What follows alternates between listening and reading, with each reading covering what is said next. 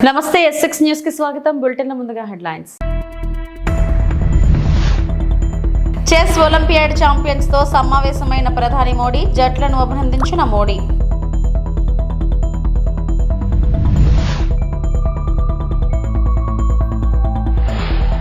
సింహాద్రి అప్పన్నను దర్శించుకున్న మంత్రి నారా లోకేష్.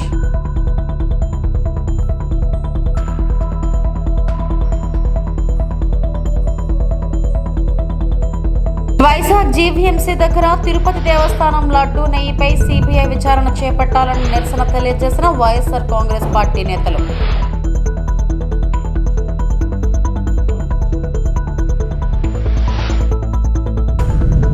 ఇటీవల ముగిసిన అంతర్జాతీయ చెస్ ఫెడరేషన్ ఒలింపియాడ్లో డబుల్ గోల్డ్ మెడల్ సాధించిన భారత పురుషుల మరియు మహిళల చెస్ జట్లతో ప్రధాని నరేంద్ర మోడీ బుధవారం తన నివాసంలో సమావేశమయ్యారు.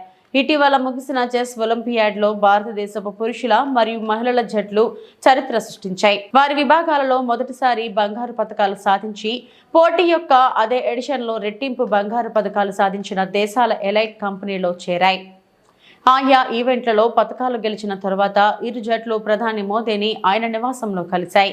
అక్కడ ప్రధాని మంత్రి సభ్యులతో సంభాషించారు మరియు సాధించిన విజయాలకు వారిని అభినందించారు.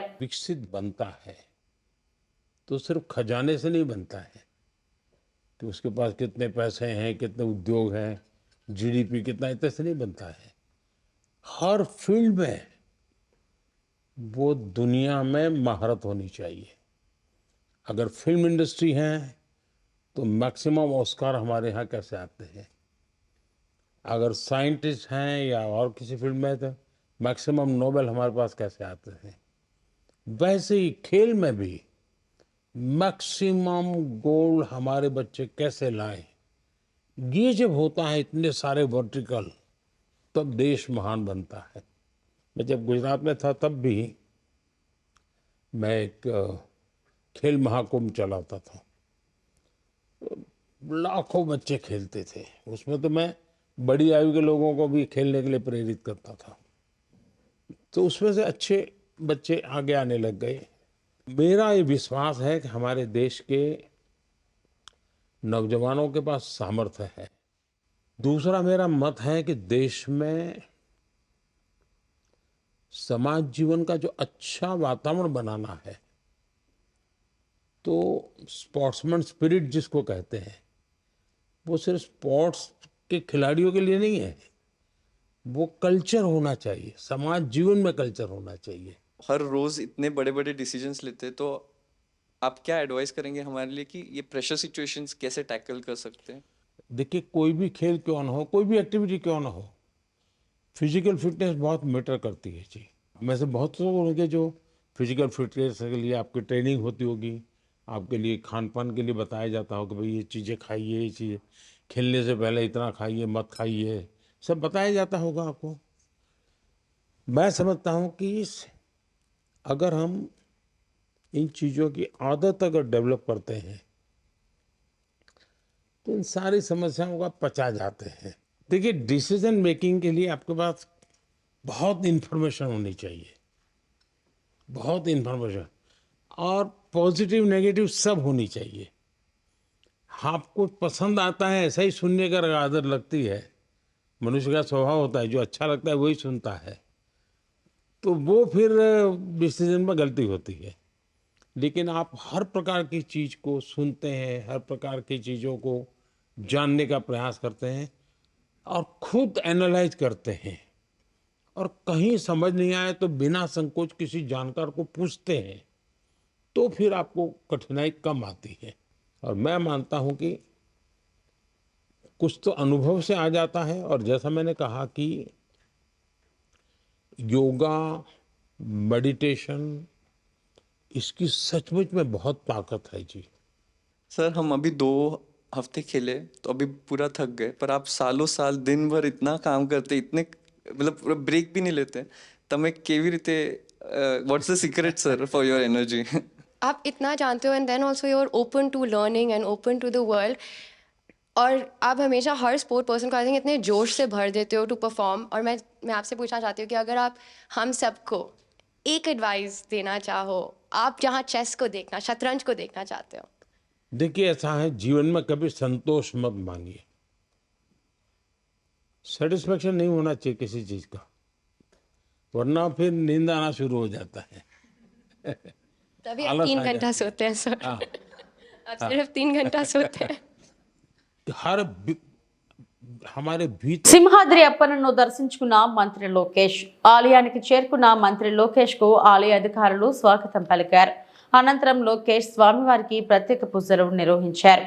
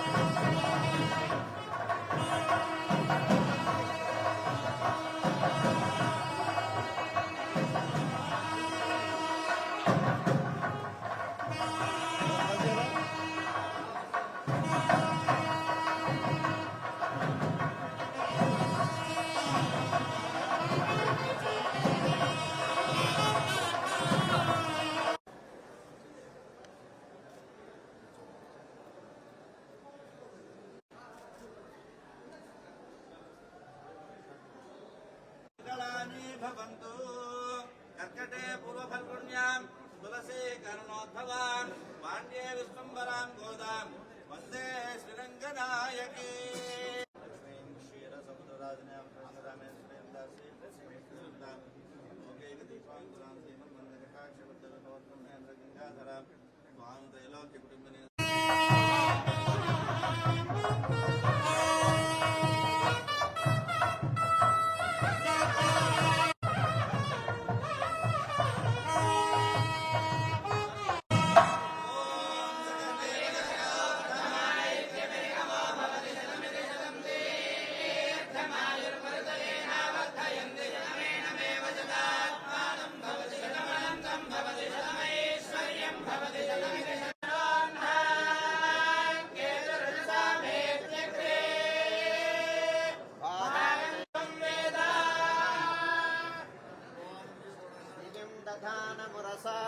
मध्ये भूनीलयोस्थितं वन्दे वराहनुहरिं शेखरं सिंहभूभुतः.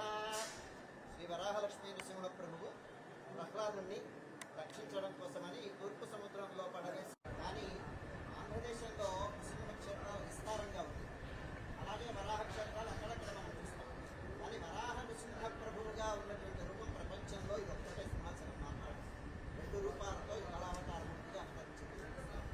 వరాహస్వామి జ్ఞానాన్ని ఇచ్చారు, నృసింహస్వామి వికట్లను కలిగించారు.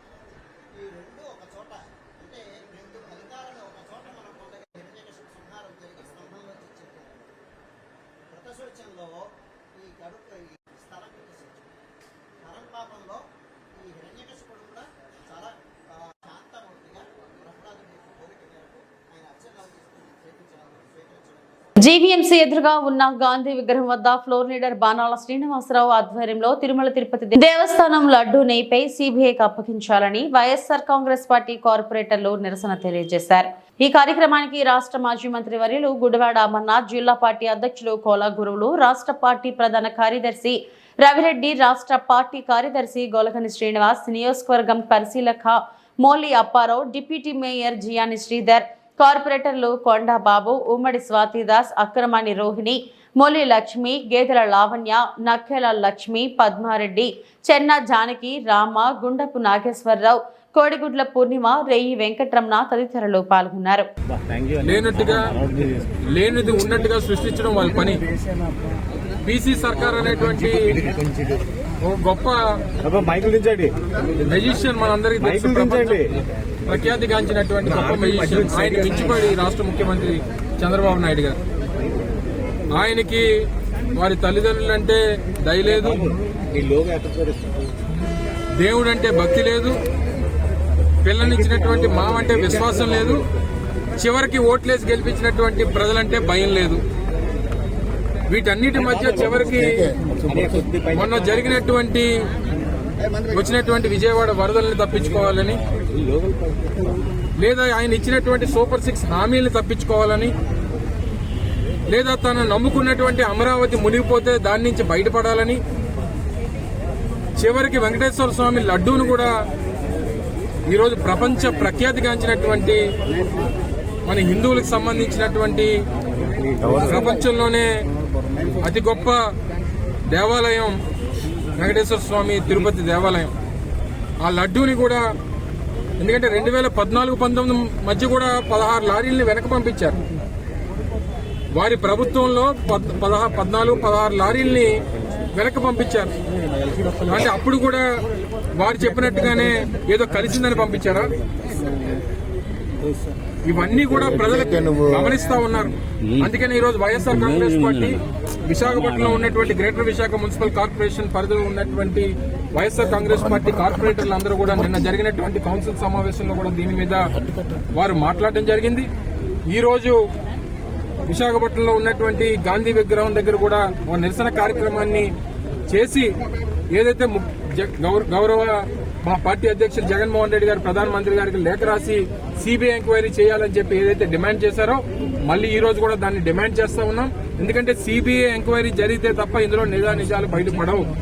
దీంట్లో కూడా జగన్మోహన్ రెడ్డి గారిని తప్పుపట్టాలని, జగన్మోహన్ రెడ్డి గారిని నిందించాలని మతాల్ని ఈరోజు తీసుకుని వచ్చి చివరికి ఏం చేశారంటే పసుపు బట్టలు వేసుకునేటువంటి తెలుగుదేశం పార్టీ కార్యకర్తలు కూడా కాషాయ బట్టలు వేసి ఈరోజు రోడ్ల మీద తిప్పేటువంటి పరిస్థితికి ఈరోజు ఈ రాష్ట్ర ముఖ్యమంత్రి దిగజారిపోయారు.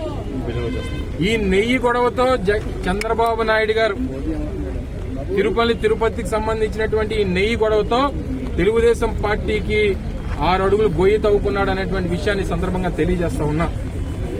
ఇప్పటికన్నా దీని నుంచి దేవుడికి క్షమాపణ చెప్పి, ఎందుకంటే వారి వర్షంలో చూసాం, వారి వర్షం వారి కొడుకు. శ్రీ వినాయక స్వామివారి దేవస్థానం వార్షిక బ్రహ్మోత్సవాలు ప్రత్యేక ఉత్సవాల్లో భాగంగా ఈ రోజు కల్పవృక్ష వాహనం సందర్భంగా రాత్రి పల్లకిలో ఊరేగిన వరసిద్ధి వినాయక స్వామివారు పురవీధులలో దర్శనమిచ్చారు. ఈ కార్యక్రమానికి ఉభయదారులుగా దేవస్థానం సిబ్బంది అందరూ ఉభయదారులు నిర్వహిస్తారు.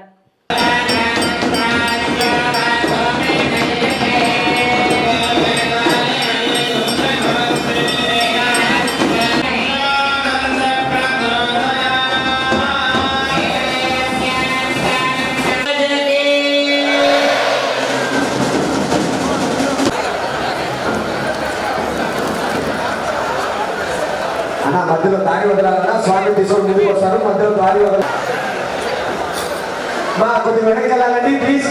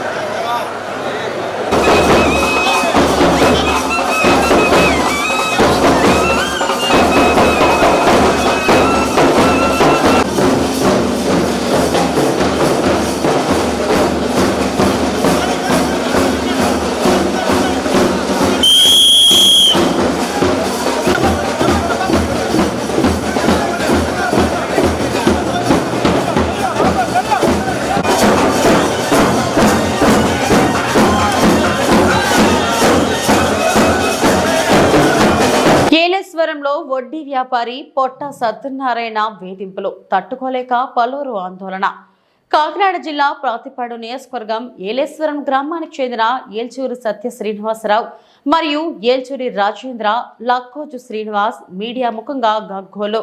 బాకీ తీర్చిన హామీ పత్రాలు దగ్గర పెట్టుకుని మా కుటుంబ సభ్యులపై దాడి చేస్తున్నారంటూ ఆవేదన వ్యక్తం చేశారు. స్కూలు పిల్లల్ని సైతం వేధిస్తున్నారంటూ ఆక్రందన. పోలీస్ కంప్లైంట్ ఇచ్చారనే కక్షతో ఒకరోజు మహిళలు చిన్నపిల్లలని చూడకుండా గృహ నిర్బంధం చేసిన వడ్డీ వ్యాపారి. ఆ వడ్డీ వ్యాపారి వడ్డీ 30 రూపాయలు పైమాట. ఆ వడ్డీ వ్యాపారి వేధింపుల నుండి మా కుటుంబ సభ్యులని, మమ్మల్ని రక్షించండి మహాప్రభు అంటూ మీడియా ముఖంగా పోలీసులకు విన్నవించుకుంటున్న బాధితుడు సత్య శ్రీనివాస్ 40,000 రూపాయలు అప్పు తీసుకుని సుమారు 3 లక్షల రూపాయల వడ్డీ కట్టి అసలు కూడా తీర్చేసిన హామీ పత్రాల దగ్గర పెట్టుకుని వేధిస్తున్నాడంటూ కన్నీరు మున్నీరు అయిన సత్య శ్రీనివాస్ కుటుంబ సభ్యులు. పోలీసులు రక్షణ కల్పించకపోతే సావే శరణమన్న బాధితుడు. నాలాంటి బాధితులు ఇంకా 70 మంది పైనే ఉన్నారని మీడియాకు వివరించిన బాధితుడు ఏల్చూరి సత్య శ్రీనివాస్. అబ్బాయి అతని దగ్గర నేను కొద్దిగా అమౌంట్ తీసుకున్నాను సార్. ఫస్ట్ తీసుకున్నది 60,000 అండి. 60,000కి రోజుకి 600 రూపాయలు వడ్డీ చొప్పున తీసుకున్నాడు సార్ ఆయన. రోజుకి 600 రూపాయలు వడ్డీ చొప్పున నేను ఇవ్వకపోతే ప్రతి నెల 600 రూపాయలు డైలీ 600 చొప్పున నెలకి 18,000 అందులో కలుపుకుని 78,000కి రోజుకి 780 రూపాయలు చొప్పున వడ్డీ తీసుకునేవాడండి. అలా కలిపిస్తుంది. దాన్ని ఇప్పుడు 4,50,000 చేసండి. 4,50,000 తర్వాత ఇస్తావా చస్తావని చెప్పి మా ఇంటికి మా మిసెస్ మా పిల్లలు ఉంటే వాళ్ళ అబ్బాయి ఆడు కలిపి 10 మందిని రౌడీలు తీసుకొచ్చి, రౌడీలు అంటే రౌడీలు కాదు, వాడికి సంబంధించిన వాళ్ళని తీసుకొచ్చి మమ్మల్ని ఇబ్బంది పెట్టడం. మా మిసెస్ బెడ్రూమ్లో పడుకుంటూ వెళ్ళి మందు తాగేసి వచ్చి రాత్రి 10 ఆ టైంకి మా మిసెస్ దగ్గర బెడ్రూమ్లో కూర్చోవడం, ఇస్తావా సత్తావా అని ఎదురుగుండా వాళ్ళని పిలిచి, ఏంటి నాకు ఇల్లు అమ్మేసాడు, ఇల్లు ఖాళీ చేస్తలేదని చెప్పేసి నన్ను టార్చర్ పెట్టడం. రోడ్డు మీద ఒకసారి సోమరాజ్ థియేటర్ దగ్గర నేను కనిపిస్తే నన్ను ఆఫ్ చేసి కొట్టాడు సార్. కొట్టిన దానికి సాక్షులు కూడా ఉన్నారండి. నన్ను కొట్టిన దానికి సాక్షులు ఉన్నారండి. అయితే ఇల్లు రాయించేసుకుని ఇప్పుడు ఇల్లు నాదని చెప్పేసి 4,50,000 రూపాయలకి ఇల్లు రాయించేసుకుని ఇల్లు నాదని చెప్పి నన్ను ఇబ్బంది పెడుతున్నాడు సార్. వచ్చి అత్తమాను వచ్చి తాళాలు వేయటం అవన్నీ చేస్తున్నాడు. అది దాన్ని మాత్రం మీరే ఏదో విధంగా కాపాడాలి సార్. ఇది వరకు 1 year బ్యాక్ జిల్లా ఎస్పీ గారి దగ్గర నేను మా మిసెస్తో పాటు వెళ్ళి కంప్లైంట్ పెట్టాం సార్. లోకల్ స్టేషన్లోని ఎస్పీ గారి దగ్గర కంప్లైంట్ పెట్టామండి. కంప్లైంట్ పెట్టినా అది ఏం తేలలేదండి. చిత్తూరు తర్చూరు సర్వీస్ రోడ్ జాతీయ రహదారిలో సిపిఐ పార్టీ నిరసన. చిత్తూరు తచూరు నేషనల్ హైవే 716 నెంబర్ జాతీయ రహదారిని రైతు సంఘాల వారి పొలాల్లోకి వెళ్లడానికి రావడానికి సర్వీస్ రోడ్లు కాంపౌండ్ వాల్ నిర్మించడం వలన నానా ఇబ్బందులు పడుతున్నామని వారు ఈ రోజు ఉదయం జాతీయ రహదారి మీద వంట వార్పు అక్కడే చేసుకుని తీవ్ర నిరసన తెలియజేశారు. వారికి సంఘీభావంగా సిపిఐ పార్టీ జాతీయ ప్రధాన కార్యదర్శి నారాయణ వారితో ఆయన కూడా నిరసన తెలియజేశారు. ఆయన మాట్లాడుతూ ఈ సమస్యను మంత్రి నితిన్ గడ్కరీకి రాష్ట్ర మంత్రుల ద్వారా మరియు గత ఎంపీ ప్రస్తుత ఎంపీ ద్వారా కూడా సమస్యను రైతులు పడుతున్న ఇబ్బందులను తెలియజేశామన్నారు. అయినా కూడా ఎలాంటి పరిష్కారం అయితే చూపించలేదని, అందుకనే ఈ రోజు ఇక్కడే నిరసన తెలుపుతూ వంట వార్పు కూడా ఇక్కడే చేసుకుని రైతుల సమస్యను వారికి తెలిసేలా తీవ్ర నిరసన తెలియజేస్తున్నామన్నారు. బైపాస్ సర్వీస్ రోడ్డుకి మాకు భూములు పడే అవకాశం ఇవ్వమని చెప్తుంటే ఆయన పకడ్బందీగా స్ట్రాంగ్గా ఏదో 3 అంతస్తులు కట్టేవాళ్ళలాగా కాంపౌండ్ 5-6 కాంపౌండ్కి అంత అక్కర్లేదు. నేషనల్ వేస్టేజ్ అది కట్టమని ఏమవుతుందంటే ఈ రైతులు ఎవరు కానీ వాళ్ళ భూములు వాళ్ళు పోలేరు. దైవాదాన్ని పంటలు పండినా పంటలు తెచ్చుకోలేరు. కట్టల బండ్లు పోవు, ట్రాక్టర్లు పోవు. అలాంటప్పుడు మేము ఎందుకు ఇచ్చాము దీనికి అని చెప్పి బాధపడుతున్నారు. కొంతమందికి నీళ్ళ ఛానళ్ళు ఉన్నాయి, చెరువు నుంచి పోయే కాలువలు, అవి పూర్తి చేశారు. తర్వాత ఈ అక్కడ పెరడులు ఉన్నాయి, దానికి సరైన పద్ధతుల్లో ఈటి పక్క వాటికి ఇవ్వడం లేదు. మాకు ఊరు ఈ పక్క ఉంటుంది, ల్యాండ్స్ ఈ పక్క ఉంటాయి. మరి వాళ్ళు ఎట్ట పోవాలా? ఇవన్నీ అనేక సమస్యలు ఉన్నాయని చెప్పేసి గత 4-5 నెలలుగా కేంద్ర ప్రభుత్వానికి మా మంత్రుల ద్వారా ఎంపీల ద్వారా ఫోన్ పెట్టించాము. ఏం పెట్టింది పట్టించుకోలేదు. అందుకే ఇంక లాభం అని చెప్పేసి ఈరోజు వంట వారు పెట్టుకొని ఈ బైపాస్ మొత్తం పనులు ఆపించి ప్రభుత్వం వచ్చేంత వరకు పనులు చేయలేయం. వాళ్ళు వచ్చి రైతాంగానికి న్యాయం చేస్తేనే చేయగలని చెప్పేసి పెట్టుకున్నాం. ఇక్కడి నుంచి చివరి దాకా నడుస్తుంది. ఈరోజు కాదు, పనులు జరగని ఎప్పుడైతే అధికారులు వచ్చి రైతులతో మాట్లాడి ఎక్కడెక్కడ ఎవరెవరికి సౌకర్యం కావాలనో ఆ సౌకర్యం ఏర్పాటు చేస్తే తప్ప పనులు జరగలేవు. అది ఏమన్నా కానీ ఆ విషయంలో మాత్రం ఇబ్బంది లేదు. ఇప్పుడే చిత్తూరు ఎంపీ కూడా ఫోన్ చేశాడు, నేను చండీగఢ్లో ఉన్నాయని. సరే పల్లాపేస్తాను మీ ఇష్టం అన్నాం, రేపటికి వస్తా అన్నాడు. రాని నేను చూద్దాం. వాళ్ళు ఎవరు వచ్చినా సరే మనకి కావాల్సిందేంటి, ఎంపీలు వచ్చినా ఎమ్మెల్యేలు వచ్చినా మంత్రులు వచ్చినా రైతాంగానికి సర్వీస్ రోడ్ నుంచి వాళ్ళ పొలాలకు పోయేదానికి అది దారి కావాలి అంతే, అంతకుమించి మనం అడగలే. అది చేయమని చెప్పేసి కోరుతున్నాం. అప్పుడు దాకా శాంతియుత ఆందోళన సాగుతుంది. ఏలూరు జిల్లా నూజివీడు మండలంలోని పలు గ్రామాల్లో రాష్ట్ర గృహ నిర్మాణ సమాచార శాఖ మంత్రి కొలుసు పార్థసారథి పర్యటించారు. సీతారామపురం, పల్లర్లమూడి, శోభనాపురం, కండ్రిక, గొల్లగూడెం గ్రామాల్లో సీసీ రోడ్డు, డ్రైనేజీల నిర్మాణానికి శంకుస్థాపన చేశారు. బాపులపాడు మండలం వేలేరు గ్రామం వద్ద జాతీయ రహదారి నుండి సీతారాంపురం, పల్లెర్లమూడి, కొయ్యూరు, బొమ్మలూరు జాతీయ రహదారి వరకు నిర్మించిన బీటీ రోడ్డును మంత్రి పార్థసారథి ప్రారంభించారు. అనంతరం పల్లెర్లమూడి గ్రామంలో ఇది మంచి ప్రభుత్వం కార్యక్రమంలో పాల్గొన్నారు.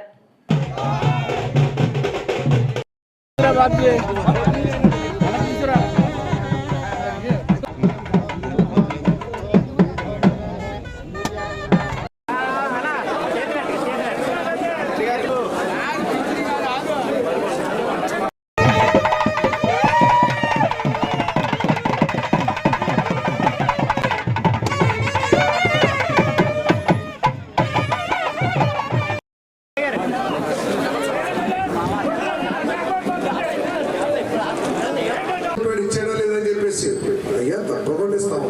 జగన్మోహన్ రెడ్డి గారు ఏదైతే మేము చెప్పామో 15,000 ఇస్తాము, 1,500 ఇస్తాము. కానీ మనందరికంటే కూడా మన పిల్లల భవిష్యత్తు ముఖ్యం. మనందరికంటే కూడా ఈ రాష్ట్రం అభివృద్ధి చెందాల్సిన అవసరం ఉంది. మేము నువ్వు ఇచ్చిన 15,000, 1,500తో వీళ్ళ జీవితాలని పూర్తి చేయాలని మేము అనుకుంటున్నా. ప్రతి కుటుంబం కూడా మళ్ళీ మేము దిగిపోయేటప్పటికీ చంద్రబాబు నాయుడు గారి ప్రభుత్వంలో మా ఆదాయం పెరిగింది, మేము కొద్దిగా కాళ్ళ మీద నిలబడగలిగాము అని చెప్పేసి భరోసాతో మళ్ళీ ఓటు వేసే విధంగా మేము పరిపాలన చేయాలని చెప్పేసి ఆలోచిస్తున్నామని మీకు మనవి చేస్తున్నాను.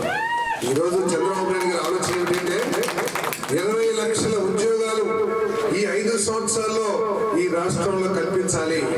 ఆ 20 లక్షల ద్వారా ప్రతి కుటుంబంలో ఒక ఉద్యోగస్తుడు ఉండాలి. తద్వారా మనం పెన్షన్ ఇచ్చినా ఇవ్వకపోయినా, లేదా ఇంకేదైనా ఇచ్చినా ఇవ్వకపోయినా ఆ కుటుంబాలు అభివృద్ధి చెందుతాయి. వాళ్ళ ఇంట్లో ఒక సాఫ్ట్వేర్ ఇంజనీర్ ఉంటాడు, లేదా ఒక ప్రభుత్వ ఉద్యోగి ఉంటాడు. పశ్చిమ గోదావరి జిల్లా నర్సాపురంలో స్వచ్ఛతా హీ సేవ కార్యక్రమంలో భాగంగా కమిషనర్ అంజయ్య ఆధ్వర్యంలో మున్సిపల్ సిబ్బంది, సచివాలయ సెక్రటరీలు మార్కెట్ వీధులను శుభ్రం చేశారు. పరిసర పరిశుభ్రతపై వ్యాపారస్తులకు అవగాహన కల్పిస్తూ చెత్తను రోడ్లపై వేయకుండా డస్ట్బిన్లలో ఉంచి మున్సిపల్ చెత్త ట్రాక్టర్ వచ్చినప్పుడు సిబ్బందికి అందించాలని సూచించారు. అనంతరం కమిషనర్ మాట్లాడుతూ పరిసరాల పరిశుభ్రతతోనే సంపూర్ణ ఆరోగ్యం సాధ్యమన్నారు. మున్సిపాలిటీకి ప్రజలు సహకరించాలని కోరారు.